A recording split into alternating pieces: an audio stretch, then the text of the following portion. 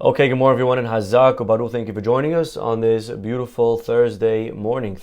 My friends. Erev Rosh Chodesh. We have tonight beautiful Rosh Chodesh, a new month, Rosh Chodesh Sivan, the month that we receive the Torah. Be'ezrat Hashem, we should be zocheh, every one of us, to be able to grow and climb the mountain closer to greatness, closer to Hashem, closer to the best version of ourselves. Be'ezrat Hashem, as we receive and accept the Torah, there's no greater way in life to grow and to work on our character, to work on our relationships, to work on being the best that we can be, than by receiving and accepting the Torah. And every year we accept it a little bit more and a little bit more and a little bit more, and we grow and we climb and we grow and we climb, and sometimes we fall and we struggle and we're not perfect, but it's all about trying to be better today than I was yesterday. Be'ezrat Hashem, we should have this month of Sivan be an amazing month, a month of healing, a month of Geula, a month of Parnasa B'Shefa, a month of Besorot Tovot, a month of good news for the hostages, Be'ezrat Hashem, a month of protection and peace and prosperity and all the blessings, Be'ezrat Hashem. Haba aleinu letova, amen. Okay, my friends, Perashat Bamidbar. Perashat Bamidbar, of course, it deals with the census of the Jewish people. It deals with the census of the tribe of Levi. It deals with the camps that were located, the different tribes, and how they encamped around the Mishkan when they traveled in the formation. The parasha also tells us something very interesting. We are introduced to this concept of Pidyon. Pidyon, we know if you ever had a firstborn boy, maybe you've been to a ceremony with yourself. Not everyone gets to have a Pidyon party. Not your fault. We don't get to choose if we have a pidyon or not. There are certain requirements in order to have a pidyon. But what is a pidyon haben? Redeeming your son. Why do you have to redeem your son? What exactly is going on? So it all is right here in our parasha. So let's read the Pesukim together. So God says to Moshe, I want you to count how many Leviim there are. We actually had a class yesterday on this, population decline. How many Leviim were there? Does anyone remember? We had, Pasuk says right here in chapter 3, Pasuk 39, Shenayim ve'esrim aleph. There were 22,000 Leviim. Okay, so remember that number. Then God says to Moshe, now I want you to do is count the firstborns. How many firstborns are there? Not from Levi, from all the Jewish people. Go to every family and find me all the firstborn boys. So he goes and he counts, and how many are there? Amazing number. Look at this. Shenayim ve'esrim elef, 22,000, shlosha ve'shiv'im umatayim, and 273. Okay, so we have 22,000 Leviim, and we have 22,273 firstborns. Very close in number. God says, Kach et halviim. Now what I want you to do, Moshe, is to take the Leviim Tahat kol bechor. Take the Leviim instead of the bechor bebnei Israel. Instead of the bechor, the Leviim. Why? We know after the Jewish people committed the sin of the golden calf, God decided to abort the original plan of having the firstborns work in the temple, and now Leviim are going to work in the temple. It used to be, the system should have been, that every family would have a representative in the Beit HaMikdash. Every family would have their firstborn. He was like their family rabbi. He was in the Beit HaMikdash. He was working for them. Anytime they needed something, they would go. They would bring a sacrifice. They would do it through him. That was the original plan. And it's a good plan, And the family supports the oldest brother. He would be the spiritual leader of the family. But after the Egel, it changed. Now we're going to pick not the firstborn of every family. Now it's going to be purely the tribe of Levi. And Levi became from then on the spiritual leaders. Levi became the rabbis. We know that the Rambam is very famous, where he writes at the end of the laws of Melachim that the tribe of Levi does not have to fight in wars. The tribe of Levi they get exempt because of clergy, because they're the ones that are Hashem. They're dealing with Hashem. That's what the Rambam writes all the way at the end of his halachot, right? Shemitah ve'yovel. They are the army of God. And that's why they also don't inherit land. They don't fight in wars. Velo shevet Levi bilvad. Then the Rambam writes something very wild. He says not only Levi, rather anyone who wants to come and join God's army, anyone who wants to learn and be part of that army, also is exempt. So this is a famous Rambam that people use and point to when discussing different questions like fighting in the army. This is one of the sources. Does Levi have to fight? Is Levi obligated? Some say that's only talking about a milchemet reshut, not a milchemet mitzvah. But either way, that's not the point for today's class. The point I'm trying to bring out is that God shifted from firstborns to Levi, and it's right here. So what's going to happen? God says, take every firstborn, which are supposed to be holy, you have to now redeem the holiness onto a Levi. Okay? So, now the problem is going to be like this. Problem is, you have 22,000 Leviim. You only have 22,000. You have 22,273 firstborns. So there's more firstborns than Leviim. So if you do the redemption 1-to-1, 22,000 of the firstborns will be taken care of. You could redeem their holiness onto the holiness of a Levi. But you have a remainder of 273 that they don't have a Levi corresponding to them. So how are you going to redeem their holiness? So God says, Ve'et peduye, the redemption of the remainder 273, right here, Pasuk 46. V'lakachta hameshet shekalim lagulgolet. Pay 5 shekel per head. You're going to redeem the kedusha onto money. Okay, how much is that? Esrim gerah shakel. Each shekel is worth esrim gerah, 20 gerah, which today is around 100 grams of silver. And that's why today, when you have a firstborn, you have to redeem that firstborn. He's still holy. You got to take his holiness, you put it on a coin. And that's what it is. That's what we do. At a ceremony, the father says to the Kohen, here's coins. Take the 100 grams of silver, and now the redemption, this holiness of the baby boy is now put onto the coins, and now the boy comes back to his family. That is the Pidyon ceremony. And of course, there's always, it's a beautiful party, it's a beautiful mitzvah. The father says a blessing, and there's a few conditions that have to be met. First of all, the boy has to be full Israel. Parents cannot be from the tribe of Levi. Levi includes Kohen and Levi. So you cannot be a Kohen or Levi. Parents have to both be Israel. It has to be the firstborn boy. Cannot be a miscarriage. Cannot be beforehand was any abortion. It cannot be that it was also a C-section. It has to be a natural delivery. So a lot of things have to line up. And that's why it's a small percentage of people get to merit to do a Pidyon HaBen. And if you get to do one, it's a beautiful mitzvah. And definitely try to do it the correct way, and speak to your local Orthodox rabbi on how to do it. If you don't do it, if you don't get to do it, at least you get to participate. Try seeing one being done. Really special mitzvah. And there's a lot of lessons that we learned from the Pidyon HaBen. You know, one of the questions that the Kohen asks the father when he's standing there holding the baby, he says to the father, "So what do you want? Do you want your baby or do you want to keep the money?" And of course, there's always the jokes of the father's asking, well, if you pay his tuition, then, you could keep him, But whatever, all jokes aside, the bottom line is, what kind of question is that? Do you want the money? Do you want the baby? Of course, I want the baby. I want my son. There's an amazing lesson here. That really, for the rest of your life, as a father, as a mother, you're going to be confronted with this dilemma. Do you want the money? Do you want your child? Do you want to make a few more dollars today? Or do you want to maybe go have a good time with your family? Do you want to be able to make a few more bucks and go to make the millions? Or do you want to spend some time, quality time, seeing your son, at his chumash play, going to see your daughter as she's learning from the Sidur, right? What do you want in life? Everything in life has a price. More money means less time with the kids. So what do you want? Do you want your son or do you want the 5 coins? Now when the baby is born, it's very obvious to every father, I want my son. I want my children. The money's not important to me. Take the money.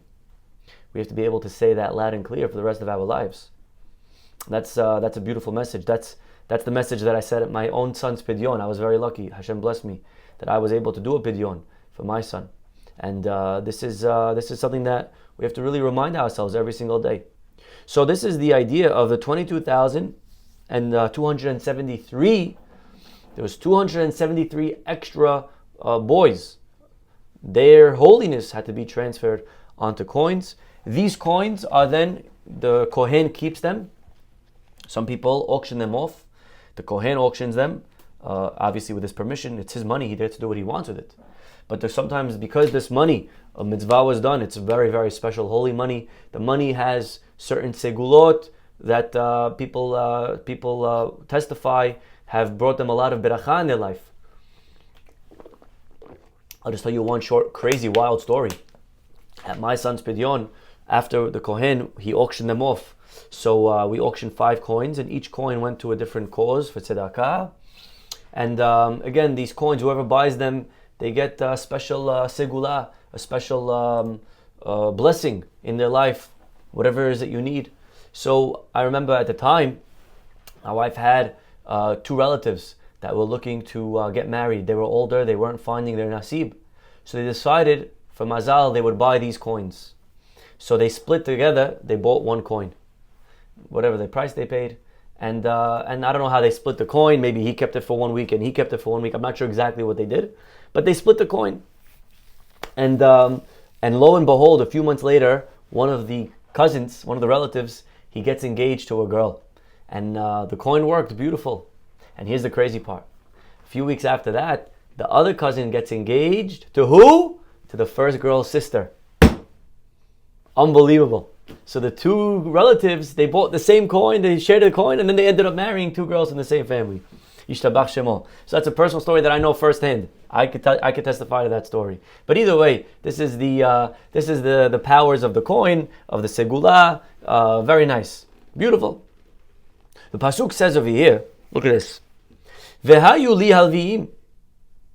Ani Hashem. God says, after exchanging the holiness from the firstborn onto the Leviim should be for me, I am God. What an interesting pasuk.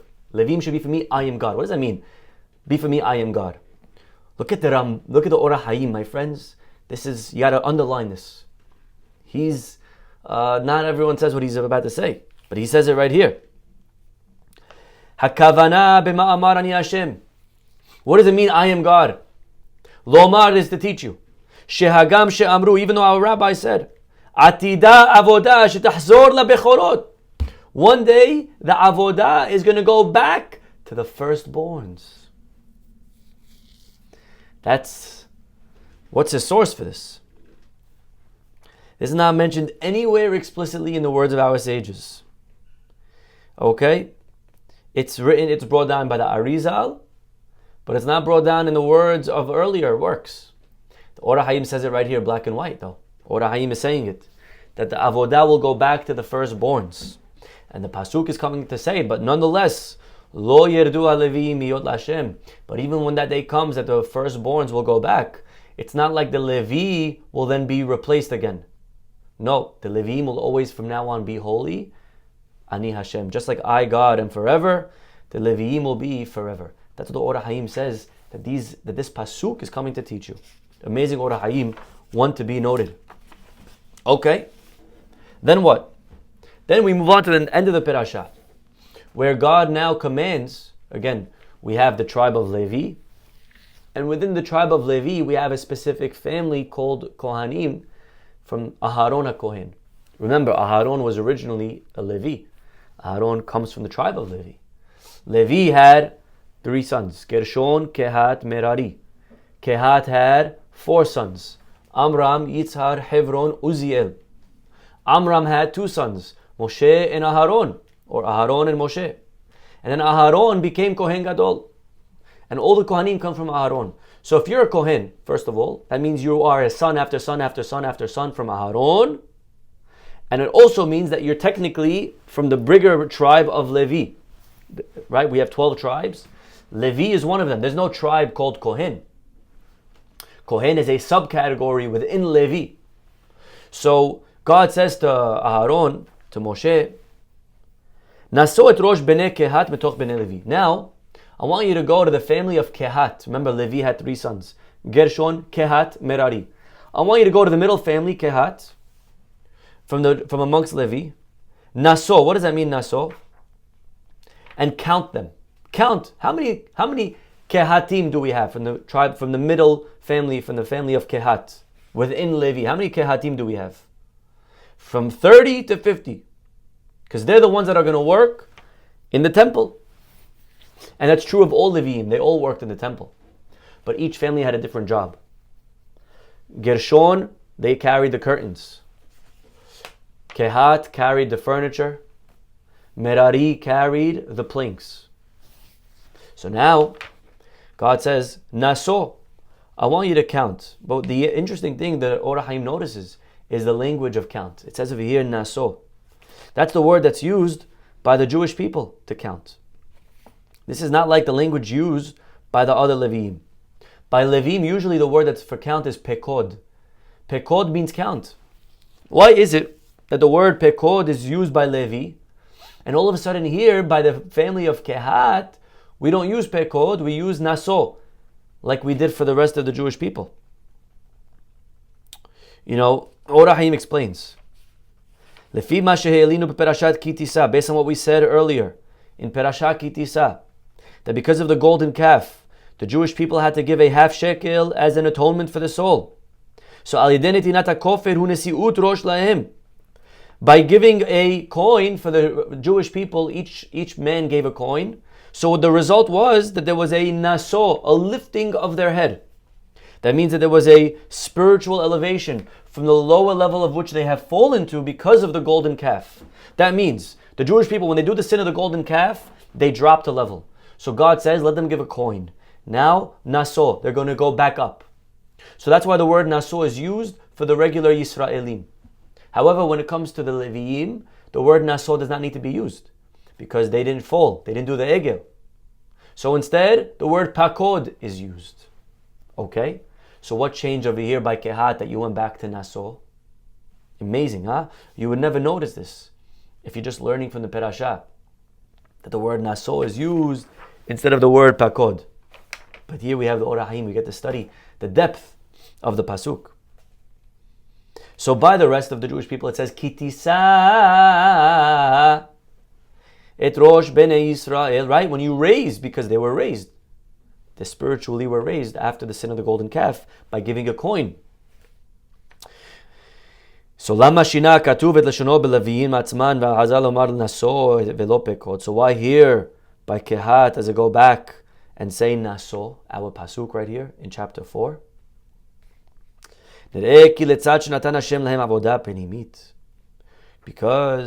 their duty was to go and work inside, in the innermost part of the Mishkan, to carry the Aron, the Shulchan. This family of Kehat was very lucky. They got to go all the way in. They got to carry the Holy of Holies, the Ark, the Menorah, everything. All the other Leviim, they stayed outside because they only carried the curtains and the planks. They didn't need to go in. The Kehat, they had to go in to take the furniture, to carry them. That's why the word naso is picked. Naso means to lift. This family was lifted above the rest of the families because they got to carry the furniture. They got to carry the holy vessels of the Mishkan. So compared to their brothers, Gershon and Merari, Kehat was lifted. Now, you may ask, why was Kehat lifted? Kehat is not the oldest brother. Give it to Gershon.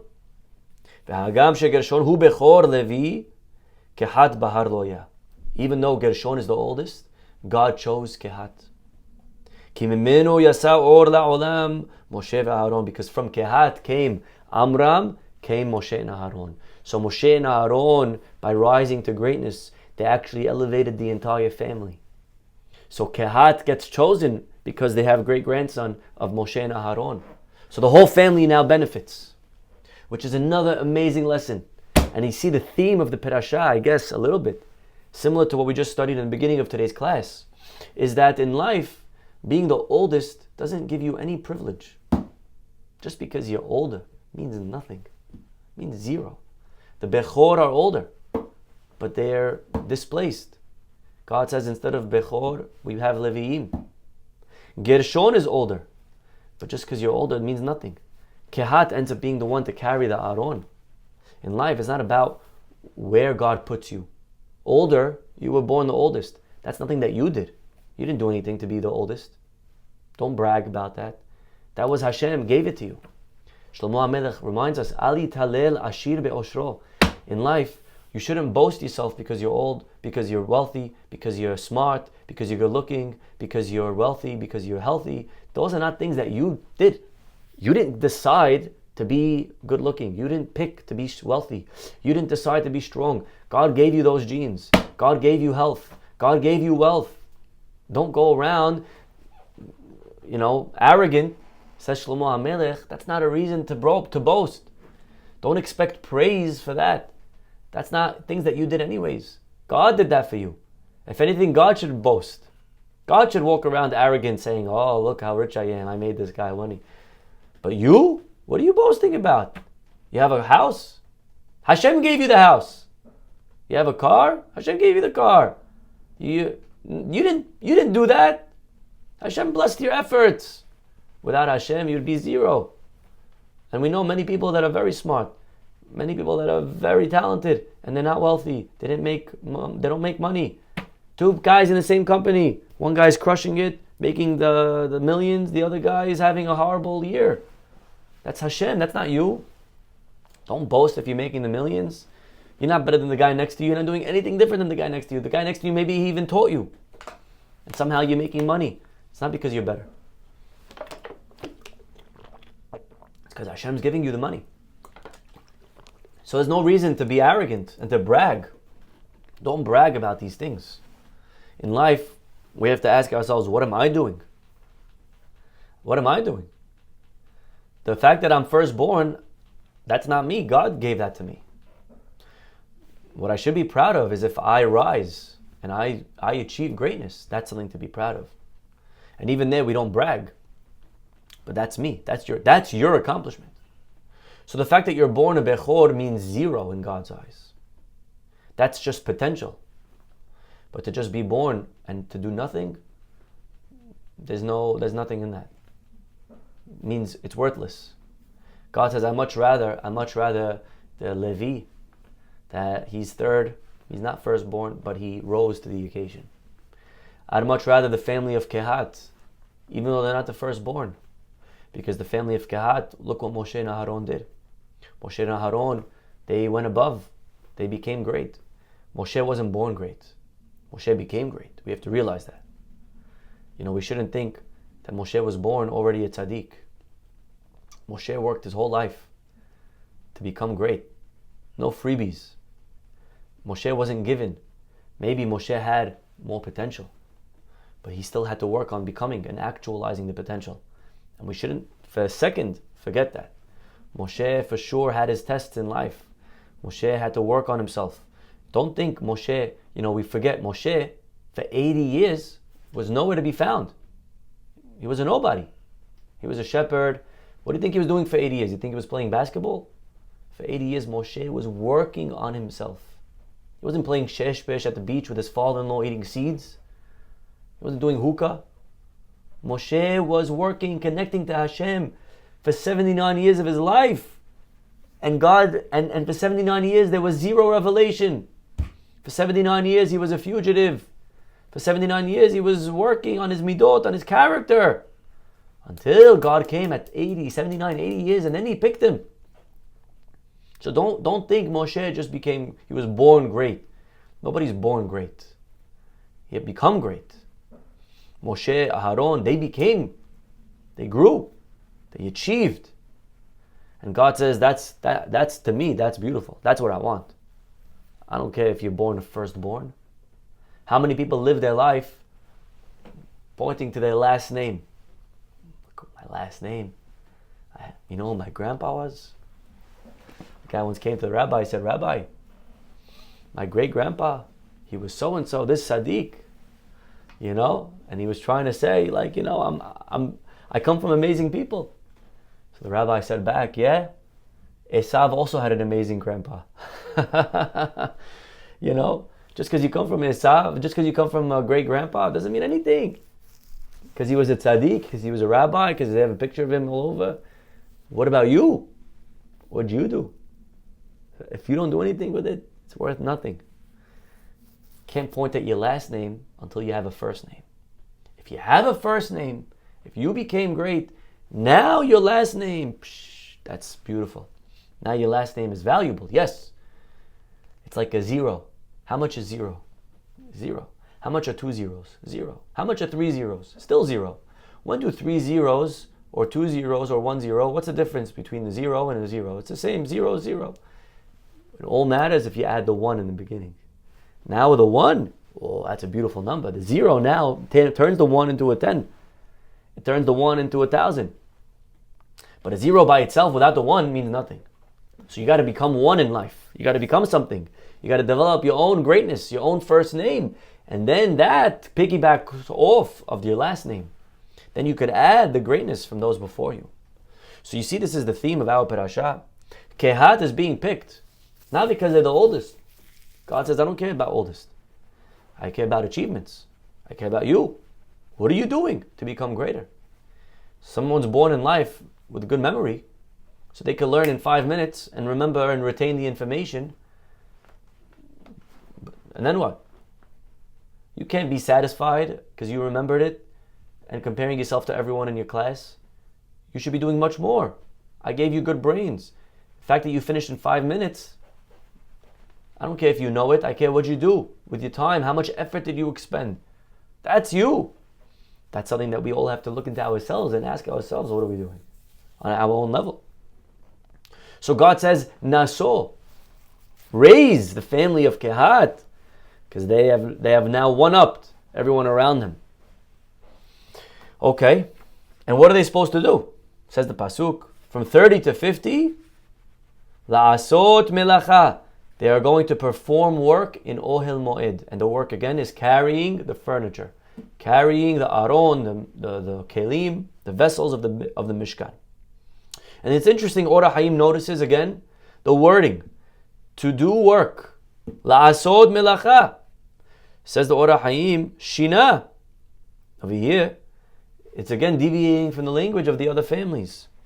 By the other families of Gershon, it says, La'avod avodah, to do work. But here it doesn't say that. Over here it says La'asot melacha. What is the difference between avodah and melacha? Says the Or HaHaim, He'ir bazeh she'en bechlalut ma'aseh b'nei kehat avodah. Says the Or HaHaim, this is not avodah. This is not work. This is melacha. But don't call it avodah. You know why it's not avodah? It's not. Avodah means labor. It's not laborious. Because our rabbis tell us, Sheha'aron hu adraba, noseh et nosav. To the contrary, au contraire, my friend, the Leviim are not working by lifting the Aron. Actually, the Aron lifts you. It's an illusion. Don't think you're lifting. You're not lifting. Torah is lifting you. So therefore the Leviim, yes, they picked the Aron on their shoulders, but actually it wasn't hard work because they actually were getting lifted. And therefore, the Pasuk doesn't say Avodah by Kehat. It says Melacha. That's another amazing lesson. That's another amazing lesson. We have to realize that the Torah is not labor. Torah is beautiful. Torah is uplifting. Of course it's hard work. But I shouldn't view it. I shouldn't view it as something that's difficult. I should view it as something that's actually giving me success. You know, when you see a guy who's in the gym, he's working on becoming an athlete. So he's there, and it's hard. It's hard to hit the gym. But in his eyes, it's beautiful. In his eyes, it's enjoyable because he knows the prize at the end. So the Torah is, my friends, the Torah lifts us.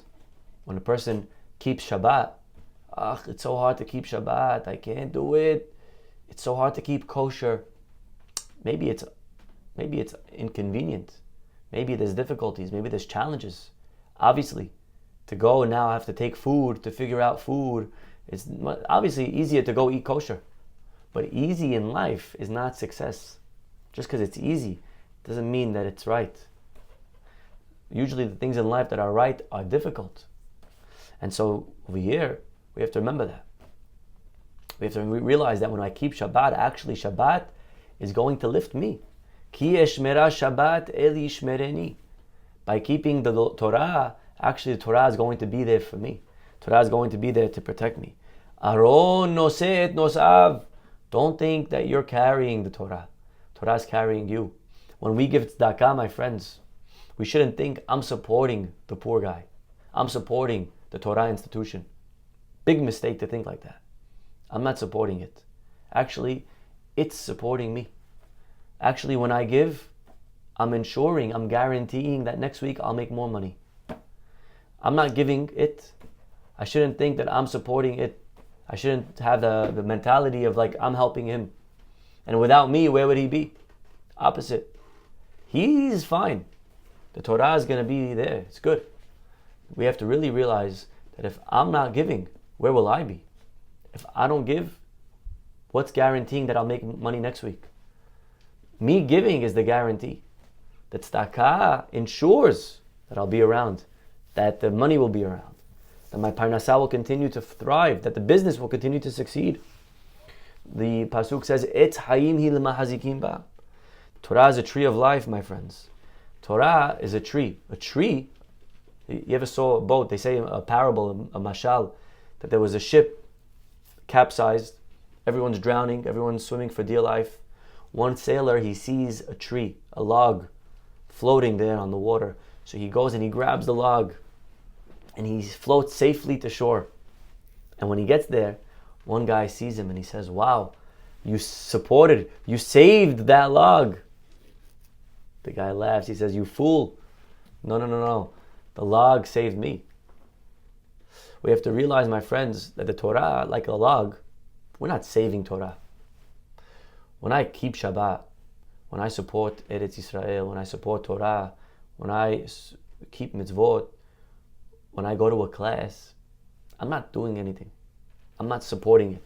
I'm not helping it. I'm not keeping it up. The Torah is going to stay up. The Torah is fine. The log is floating. The log is going to make it. The question is, do we want to make it? Do we want to be there at the finish line? For 3,000 years, Torah didn't move. Torah has been there. Same values.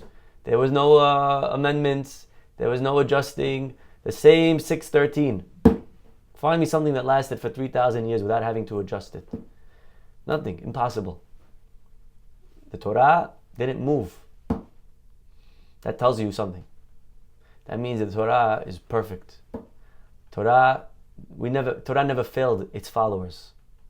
People that followed the Torah, not once in history did they ever have to look back and apologize and say, "Oh, we were on the wrong side of the equation." Never. The Torah never failed us. By following the Torah, you always end up on the right side of history. Torah is going to end up being okay. You know, we get nervous today. What's going to be? Look what's going on in the world. What's going on in the world? What's going on? Of course, it's scary for us. But if you're a student of history, then actually this is normal. This is nothing new. We say it every year on Pesach. Bechol dor vador omdim aleinu lechalotenu. In every generation, they try doing this. This is not anything new. We've been here before. We've seen this before. You know, people that like to blame Zionism, they blame Eretz Yisrael, the hatred of the Goyim because of Eretz Yisrael. Not true. The Goyim hated us even before Israel. There was remember the Hebron massacre happened in the 20s. That was before the move. That was before Israel. There was for thousands of years they tried killing us. So we get nervous as if, oh my gosh, what's going to be? We're done. We're finished. The world hates us. The world always hated us. When were we ever not? You know, this is a regular thing. And we're here. And we make it. We've seen Hitler. We've seen Chemliniki. We've seen Inquisition. We've seen Paro. We've seen Haman. We've seen Antiochus. We've seen them all. And the Jews are here. And we're fine. We live to tell the story. We celebrate. We have holidays. So this gives me confidence. 3,000 years of history. That they've always tried to do this, and we've always made it. We've always succeeded, and we've seen much worse than this. It's horrible what's going on today. But the numbers, compared historically to the numbers that we've seen, the numbers are nowhere near. We've lost much more. We've always been hated. Am Yisrael, hi. That's what it means. It's not a song. It's real life. Am Yisrael, hi. Am Yisrael cannot be extinguished. The Torah floats. You cannot sink a piece of wood. It'll always rise to the top. It'll always rise. That's why we're compared to oil. The oil rises to the top. Maybe temporarily they try to hold us down. The Torah is going to live. The Torah cannot sink. It's eternal. It's netzah. And the Jew that stays connected to the Torah is also eternal. The Jew that attaches, that holds on to that log will make it. That's eternity. So when we support Torah, when we invest in Torah, when we keep Shabbat, when we keep the mitzvot, we're grabbing onto that log. And we're not holding it. It's holding us. Noseh et nosav. You go look at families today that they drop the mitzvot, that they don't observe. Where are their grandkids? Where are the grandkids? You go look at temples, reform, conservative. Where are the grandkids? There's none. There's none. The second you start chopping away at the piece of wood, when you cut the log, then the log cannot hold you up anymore. Once you remove, once you detract, once you destroy the Torah, you start cutting away at the mitzvot. Can't hold you up. The log's got to be a log. So, who's around today? Who are the Jews that are here? It's the Orthodox. It doesn't mean that you have to be perfect. We try always to be perfect, but we make mistakes. It's okay. We make mistakes, but you gotta keep the log intact. Even if a part of your body is off the log, okay, so you get back on. But it's okay to be off sometimes. We're not perfect, but you get back on. You do your best. But once you start cutting the log, that's where you're in danger. That's where you're in trouble. So we got to keep the Torah. You cannot touch the Torah. It's important to remember this. Again, today we're seeing a lot of people trying to change the Torah, trying to adjust the Torah to different lifestyles. Especially, the month that we're in, Pride Month. What does that mean? We're tolerant. What does it mean, tolerant? Tolerant, of course, we have empathy, we feel bad. If a person is tested, a person has a struggle, that's one thing. We feel bad for a person that's struggling. But to now chop away and make it okay, and make it no problem, and say this is fine, it's not fine. The Torah has its values. The Torah, this is what we're allowed to do, this is what we're not allowed to do. And once we start chipping away, and you see a lot of places, we welcome these types of people, we welcome these type of lifestyles. So again, what does that mean, welcome? If that means that we don't judge, if that means that you have your test and what you do in your own life, that's one thing. But to now come and make it okay, to say it's okay, it's fine, no guilt, the Torah is okay with it, we adjust, times have changed. It's okay not okay. It's not okay. And it's important to remember that we don't change the Torah. The Torah is understanding if you're not perfect. The Torah is okay if you don't want to, if you're not on the level yet that you're ready to do something, okay. But don't now make it okay. Don't change the rules. A person who can't keep kosher, okay, you can't keep kosher. It's hard. I understand, it's very hard. You grew up not kosher, lifestyle. It's a whole lifestyle. Who you go out, where you go out, the exotic food, the flavors, the tastes. It's hard. I'm not telling you it's okay, but it's hard. I understand. God understands. But it's very different than a guy who says, nah, it's fine. It's fine. Hashem doesn't care. It's very different. It's okay to say, I'm not there yet. Okay, so you agree that there's a there. You agree this is the ideal. You're not there. That's fine. But to say there's no more there, to change the there, to change the goal, to start cutting away at the values and to remove and to say, no, this is fine. This is the new, this is fine. This is the goal. I'm fine. Hashem doesn't care. You're changing. We don't do that. That's the difference. Orthodox and Reform is not about how much you keep. There are also Orthodox people that they don't keep everything. But at least they agree, one day I'll get there. That's the point. That's the whole difference. Is there something higher that we try to achieve? And it's important that we remember that. The Torah is very understanding. The Torah is very compassionate. God is very merciful. God is very understanding. God is patient. Look, think about the sins that we do. How many sins do we do? Did God kill us? We're still here. We're here. We're not perfect. I'm not perfect. I don't know about you guys. I'm not perfect. But Hashem is patient. Hashem is patient with the sinners. And we sin sometimes. And it's okay. God's patient. But there's a difference between being patient and merciful and then coming to now change the rules. Today we're living in a time that we're witnessing changing of the rules. That's what we're seeing. All the rules are changing. Legalizing everything. Making everything okay. We have to realize it's not okay. It's not legal. Not how it should be. Tests, we all have tests. But this is not what a family looks like. That's not how you build a family, a community. These are the values. And this is something that we have to strive for. So Aron noseh nosav. The Torah never changed, my friends. 3,000 years and counting. Still here, every single detail, every law is perfect. Perfect. And these values is how you succeed in life. These are the values that bring a community, that bring a world to a world of greatness. Once you leave it up to man to decide what are the values, not one value system that was created by man is still around today. There's no way. They're not eternal. It's just, it becomes a matter of taste. Tastes change, like fashion. Today beards are in, tomorrow beards are out. Now, long sleeves are in, then long, and this color's in, this color's out. So if religion and values become left up to us to decide, it's just a matter of taste. And then they'll change in 50 years.